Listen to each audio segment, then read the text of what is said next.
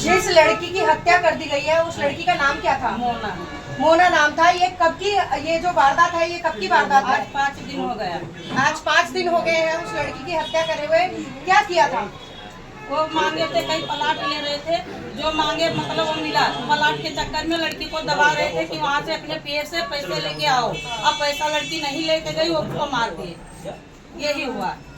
अच्छा, ये किया गया। उससे पहले बताया जा रहा है कि वो लड़का ड्रिंक करता था, मारता पीटता रहता था लड़की वो को। धोखे से शादी करवाया। वो बोला कि एक लौंग इलायची का अमल नहीं है। और वो दारू शराब सब कुछ करके आके घर में मार करता था लड़की से।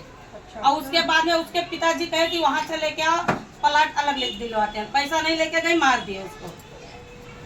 यही बताया जा रहा है, सभी उनके फैमिली मेंबर्स बता रहे हैं कि लड़की की जबरन लड़की के साथ पहले मारपीट की जाती थी, बहुत पहले भी मारपीट की जाती थी। उसके बाद लड़की को फांसी पर लटकाया गया, मार पीट कर लड़की को फांसी पर लटकाया गया।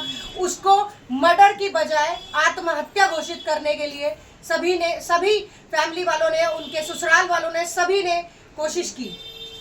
पुलिस का हमें कोई सहयोग नहीं मिला है अभी तक। आईओ से हम बातचीत कर रहे हैं, उसका फ़ोन बराबर नहीं किया गया, कुछ भी सीज़ नहीं किया गया, पूरा एविडेंस टैम्पर किया गया है। और हमें भी इंफॉर्मेशन आ रही है कि वो, क्योंकि उनके जो फादर इन लॉ थे वो कोर्ट में रीडर थे, तो वो अपनी सारी पावर यूज़ करके पुलिस को मैनिपुलेट करके पैसा देके सारे एविडेंसेस इधर से उधर कर रहे हैं। पुलिस से हमारी कोई बात नहीं हो रही है, ना वो हमें कांटेक्ट करने की कोशिश कर रहे हैं। हमारी लड़की गई है, एटलीस्ट हमें बताओ तो कि आपकी इन्वेस्टिगेशन कहाँ तक पहुँची है, क्या हो रहा है। लेकिन उनकी तरफ से कोई हमें कुछ भी नहीं पता चल रहा है। वो बस हमें अवॉइड किए जा रहे हैं, ये नहीं कि सीज करें और जो 4 लोग फरार हैं आप उनको बुलाइए, इंट्रोगेशन करिए। ये सब चीज़ें आप कब करेंगे? जब वो सब कुछ प्लानिंग प्लॉटिंग कर लेंगे, जब सब कुछ खत्म कर देंगे, फिर आप इसको एक सुसाइडल केस बता देंगे। उसकी बॉडी पे वो एक स्पोर्ट्स पर्सन की, और हो नहीं सकता है कि उसको कोई एक पर्सन मार दे, क्योंकि उसको वो हेल्दी सब कुछ, sports person, being a sports person वो काफ़ी ताकतवर थी।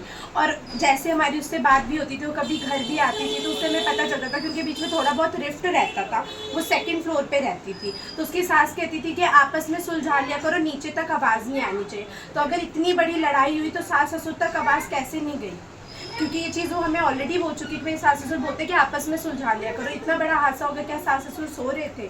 उसको होली के दिन बुलाया गया। हमारे यहाँ शादी के बाद क्या होता है कि होली पे लड़की मायके आती है और होली खत्म होने के बाद ही जाती है, लेकिन उसके सास ससुर और उसके जो हस्बैंड है वो होली पे ही उसको ले गया। जबरन उसके फैमिली मेंबर्स उसको होली वाले दिन होली ना मनाते हुए उसको जबरन लेकर चले गए वापस ससुराल।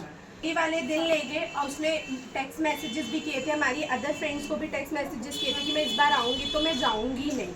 लेकिन वो लोग फिर भी ले गए उसको बहला फुसला के, क्योंकि नई शादी थी, हर लड़की सोचे मेरा घर बस जाए, क्योंकि अंकल की 1.5 साल पहले डेथ हुई थी। बहुत प्रेशर था, हमने घर बेच के शादी करी है। तो उसने वो चीज़ें समझ की कि कोई बात नहीं, चीज़ें ठीक हो जाएंगी, इस वजह से उसने शायद हमें नहीं बताई। शादी से पहले भी वो थोड़े बहुत पैसे उससे डिमांड करता था, उसका अकाउंट पूरा खा लिया, जबकि आंटी ने उसको पैसे दिए। जब भी वो आती थी आंटी 20,000 30,000 तो उसको कैश देती थी, क्योंकि उसके सास ससुर से उसको बहुत ज़्यादा सपोर्ट नहीं था। हस्बैंड ड्रिंक करता था, वो भी उसको कुछ खास सपोर्ट नहीं करता था, लेकिन वो फिर भी ट्राई कर रही थी कि एटलीस्ट मेरी नई मैरिज है, मैं चीज़ें वर्कआउट कर लूँ।